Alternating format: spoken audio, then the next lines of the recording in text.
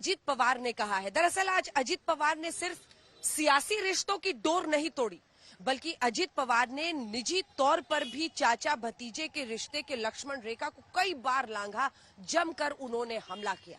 कैसे आया सियासी सैलाब अजित पवार के इस भाषण के बाद और क्या है उसका मतलब, इस रिपोर्ट में समझिए।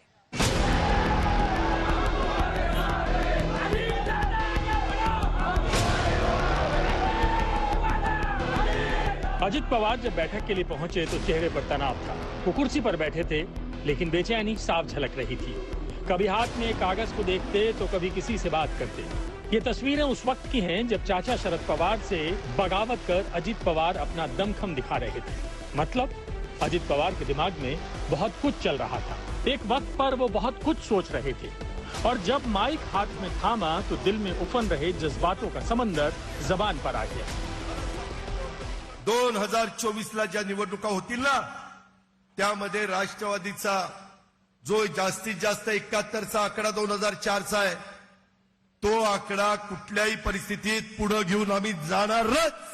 महाराष्ट्र पिंजून काढू, मराठवाडा, विदर्भ, उत्तर महाराष्ट्र, कोकण, पश्चिम महाराष्ट्र। तुम्ही आता आम्हाला सांगितलं जातं की आता सभा सुरू होणार आहे। अजित पवार ने भविष्य का रोड मैप रखा, मतलब एनसीपी पर अपना दावा ठोक दिया। लेकिन इस दौरान उन्होंने कई और बड़ी बातें बोल डाली। अजित पवार ने क्या बोला हम आपको थोड़ी देर में बताएंगे, लेकिन उससे पहले समझिए अजित पवार ने आज क्या 6 बड़े संदेश अपने चाचा और महाराष्ट्र की राजनीति को दिए हैं। संदेश नंबर 1, शरद पवार की राजनीतिक विरासत पर उनका हक है। इशारा यही है कि पार्टी के उत्तराधिकारी सुप्रिया सुले नहीं, बल्कि वो खुद हैं। संदेश नंबर 2, एनसीपी को आगे बढ़ाने के लिए नेतृत्व परिवर्तन की जरूरत है। नई सोच और नए दौर के नेताओं की जरूरत है। संदेश नंबर 3, पार्टी की विचारधारा से समझौता नहीं किया। अगर शरद पवार ने शिवसेना के साथ गठबंधन किया और मैंने बीजेपी के साथ, तो आइडियोलॉजी का टकराव कहाँ है। संदेश नंबर 4, एनसीपी पर सीधे सीधे अपना दावा ठोक दिया, कह दिया कि एनसीपी अब मेरी है। संदेश नंबर 5, पार्टी के साथ गद्दारी नहीं की, समय की मांग के हिसाब से काम किया। 1978 में चाचा ने भी ऐसे ही सत्ता पाई थी, यानी कोई धोखाधड़ी नहीं है। अजित पवार ने अपने स्टैंड को जस्टिफाई किया। संदेश नंबर 6, शरद पवार पर निजी हमला करके पार्टी कैडर को संदेश दिया कि अब एनसीपी के बॉस वही हैं।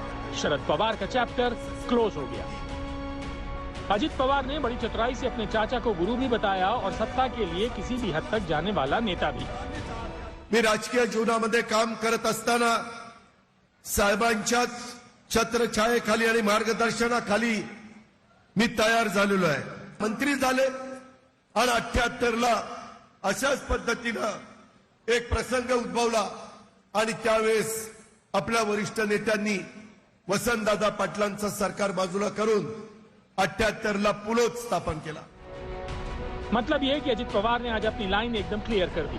बड़ी बात यह है कि अजित पवार ने चाचा शरद पवार की लीडरशिप पर उंगली उठाई।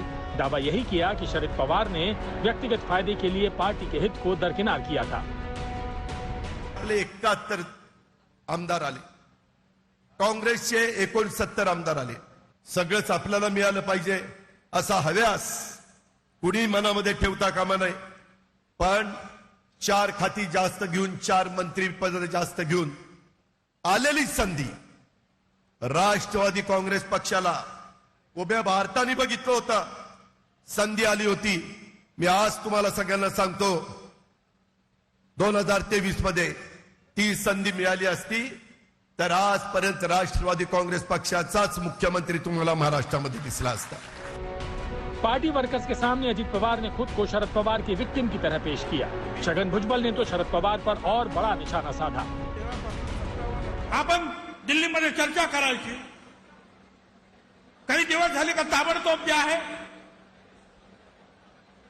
त्यातून माघार घ्यायची आणि अनेक नेत्यांना तोंड घशी आपण टाकतो आहोत, पाडतो आहोत, याचं सुद्धा आपल्याला लक्षात कसं येत नाही। अपने पक्ष में सियासी माहौल बनाने के लिए अजित पवार गुट ने कोई कसर नहीं छोड़ी। लेकिन क्या एनसीपी के जमीनी कार्यकर्ता अजित पवार के फैसले को सही मानेंगे? अभी ये तय होना बाकी है। अंजना ओम कश्यप के साथ ब्यूरो रिपोर्ट, आज तक।